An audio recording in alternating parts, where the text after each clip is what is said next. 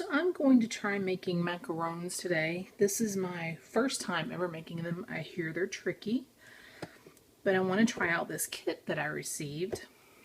This is the box. There's an extra O here, just ignore that. Here's what you get in the box. You get this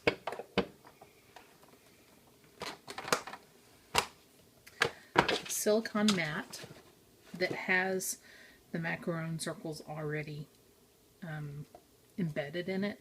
There's a little bit of a lip on each one, and I'm really liking that. I decided to have sort of a control here, and this is what I would normally have done, and that is, draw circles on parchment paper, and so I'm going to do 10 over here like that. I'm just turning that over so the lid is on the bottom, or the graphite, whatever. Also with the kit, you get this. This is like a silicone permanent pastry bag. And it has this little lid that goes on there. It comes with 4 tips. There's a sort of a leaf making tip, one that's more or less, well, 2 that are more or less circles and another flat one. I think I'm going to use this bigger circle one here. And it just fits on here. Looks like it's designed to just push straight down. So it'll be interesting to see if once the meringue is in there, it also has a lid. It'll be interesting to see if once the meringue is in there, if the pressure of squeezing it will make this one come off. So if this doesn't work out so well, I may try a regular pastry bag too. We'll see. It may be perfect. I don't know. So at this point, I have quite a bit of prep to do. I'm going to pause this video and then I'll come back when it's time to pipe the macarons out onto the silicone tray. Thanks. Okay, so here we go. I have my mixture in the, whatever you want to call it, the little silicone piping bag. Let's just call it that. Now I'm just going to give this a shot.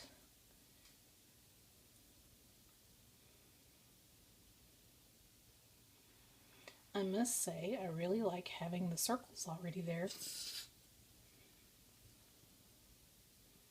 Okay, that one maybe I put a little too much because it's spreading outside the circle, so I'll try a little less on this one.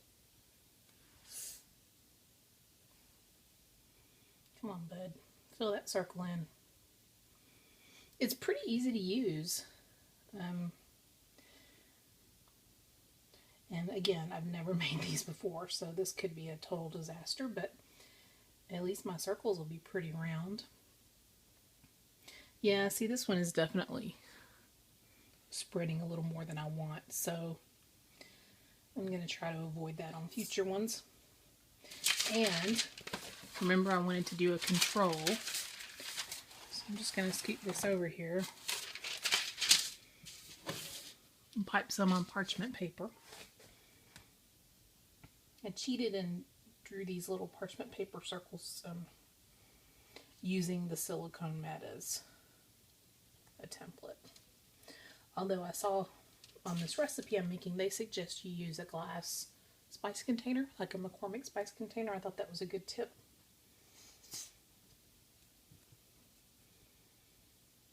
Looks like the key to using this piping utensil is that the air is what guides it out. Whereas with a normal piping bag, you'd be squeezing it. This, you have to keep shaking it to get it down the bottom.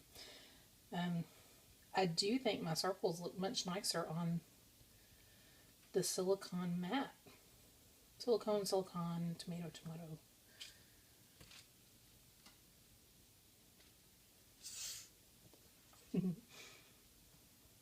Maybe at least they'll taste good. But I do want to bake some on this so I can compare how they bake on the 2 different surfaces. I think 4 is enough. I like it better over here. So I'm just going to pipe the rest of them out over here.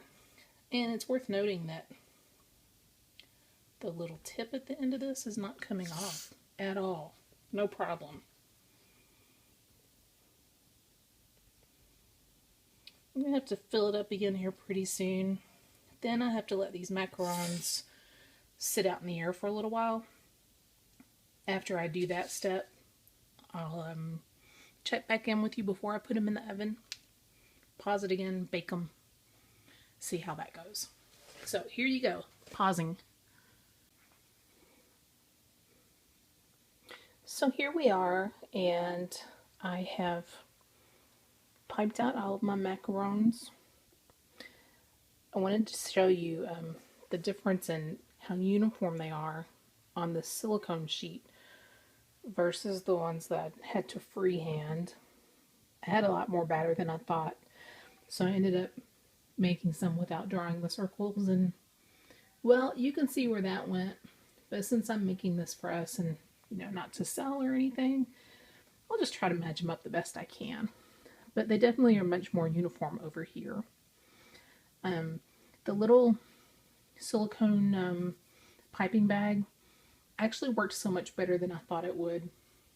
I have it in the sink. I just threw it in the meringue bowl and filled the whole thing up with water, and I'll go back and wash it in a minute. But it worked really well. My thumb got a little bit sore from pushing on them, but I had a lot of batter. So I'm going to put these in the oven, and we'll revisit, and if I'm lucky, I'll have little feet on bottom. Thanks. So here we go, moment of truth. These have baked. They have cooled.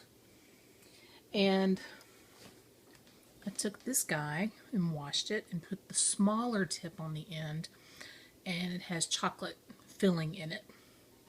So first I want to see how these do, if they stick or not.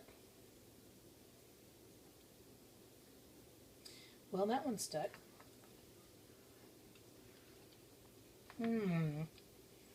Now I don't know what to do.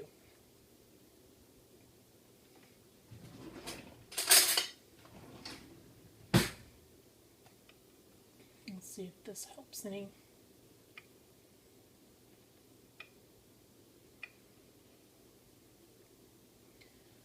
It's kind of interesting because it looks like that part of it is baked well, and this part of it's a little gooey, but they're not warm still.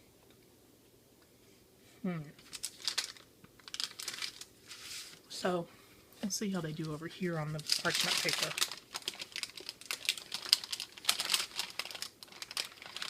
Okay, the only reason I was able, and see it's still sticking a bit. The only reason I was able to get that up is because I could bend the parchment, but I think the issue here is either with my bake or with the recipe.